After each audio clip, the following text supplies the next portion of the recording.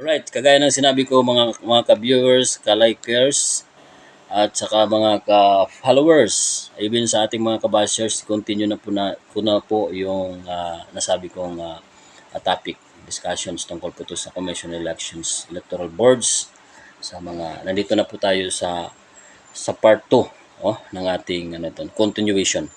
Sa disqualification, sa qualification and disqualifications of electoral board members. So dito sinasabi dito, what are the qualifications of the electoral board members? Sinasabi dito na no person shall be appointed as a member of the electoral board whether regular, temporary, or substitute unless such person is. So, yon.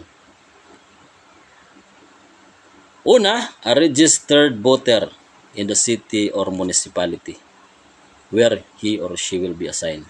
So, yun ang una mga kapatid, mga ka-viewers.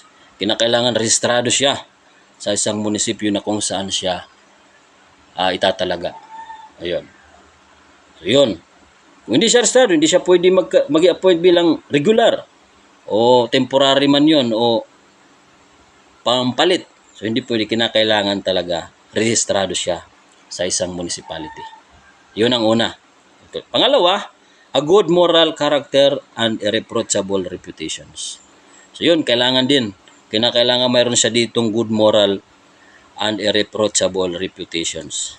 Good moral, in the sense na good moral character, yung virtues, philosophy ng kanyang moral ethics or habits niya kinakailangan ay hindi nasa tama, in the right, hindi wrong, right manners or conduct, sa madaling salita. Ganun yun. Yung irreproachable reputations, of course, kinakailangan yung blameless.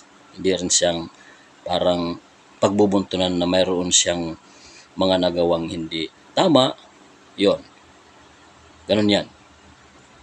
Then third, abnon integrity and competence. So, malinaw, kinakailangan mayroon siyang integridad dito, no? Yung honesty niya, ay napakahalaga ng isang members ng electoral board. That is one of the also qualifications. Of course, yung competence na sinasabi dito, yung authority niya, yung ability niya to conduct, to be a competent one para sa pagiging electoral boards members. Ganun yan.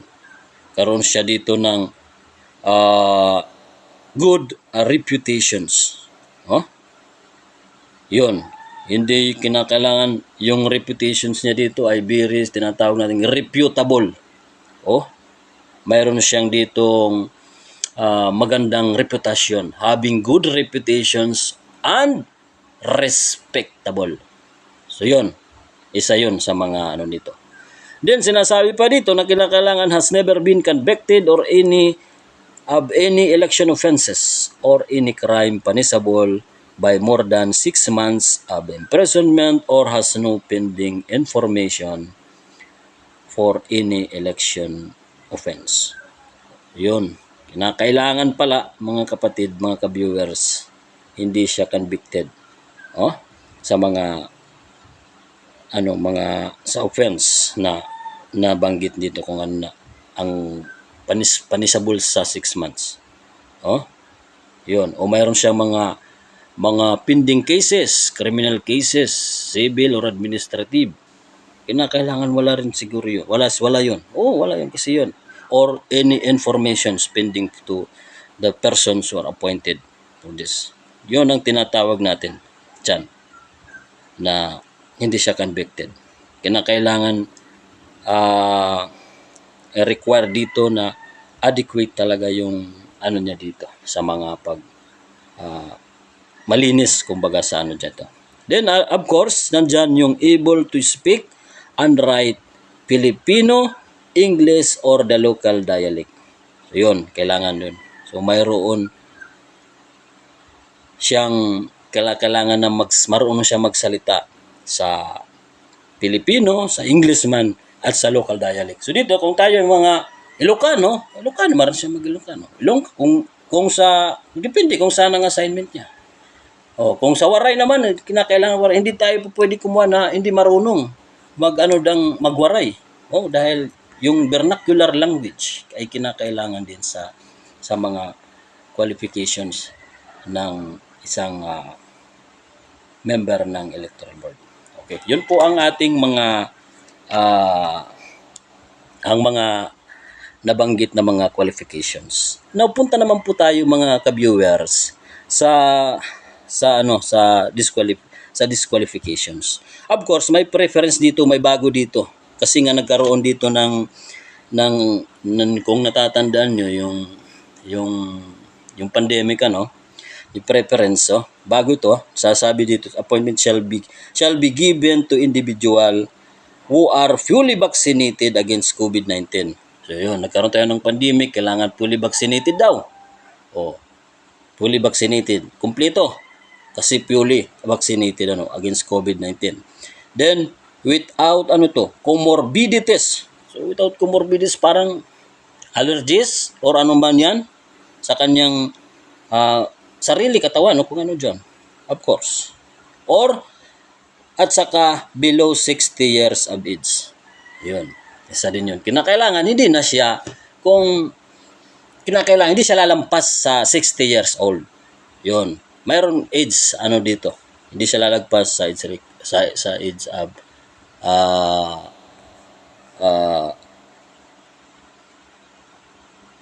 60 years old. Yun. Members of the EB are required to have the respective digital certificates by the Philippine National Public for Infrastructure, PNPKI. So yun, kinakailangan nila pala yun. Ang EB natin, kinakailangan nila ng digital certificate na nanggagaling sa PNPKI.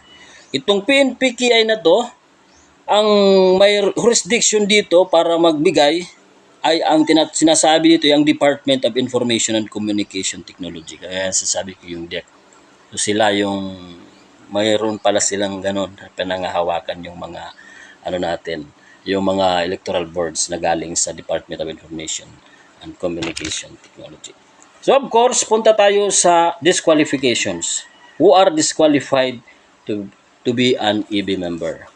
Dito naman sa disqualifications to be an EB member, of course, yung persons who possess none of the qualifications of an EB member.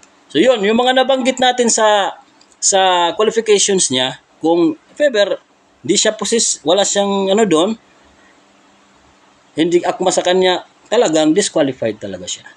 Yun. Mga nabanggit natin previously, yung mga qualifications. So dito, sinasabi dito sa pangalawa na persons who related within the fourth civil degree of consanguinity or affinity. Yun, mga ka-viewers, kinakailangan yun. Yung relative, related. Persons who are related within the fourth civil degree or consanguinity or affinity to any member of the same electoral board. Yun, kinakailangan di magkakamag-anak hanggang fourth civil degree. Mga close resemblance dito hindi pwede Kung dalawa kayo magkamag-anak diyan, kung pinsan mo buo, pamangkin mo pa. Diyan. Basta yun, hanggang fourth civil degree dito by consanguinity or affinity na sinasabi dito, mga relatives. Yan, hindi po pwede yun. Malinaw po na disqualified yun. Then, any candidate to be voted for in the polling place of assignment or in the said candidate's post. So yun, isa mga may kakandidato siya.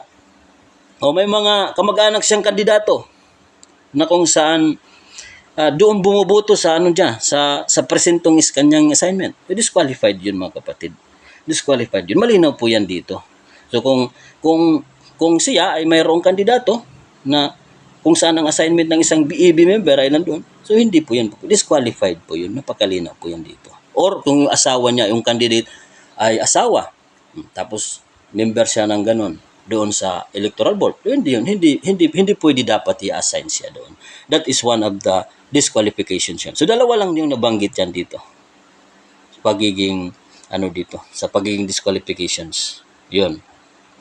So the chairpersons or any member of the electoral board who is disqualified to serve for any reason should be immediately notify the parang EO in meeting. Yun, executive order in meeting. So kung mayroong mga disqualifications appointed dyan na hindi lumabag dito sa sa Ultimatum directly, immediately, magkaroon tayo yung executive order kagad-agad. Ayun. So hanggang dyan lang muna tayo. Hanggang dyan lang muna tayo mga ka-viewers. Sa susunod naman, pupunta tayo sa next step. So, alam na natin yung mga qualifications and disqualifications sa electoral board members. Yung mga requirements para at saka disqualifications. Nabanggit na po natin. So, magandang araw po sa ating mga ka-viewers dyan. Shout out na lang dyan sa mga kaibigan, kapatid dyan, sana makarating ang video na to. Have a nice day!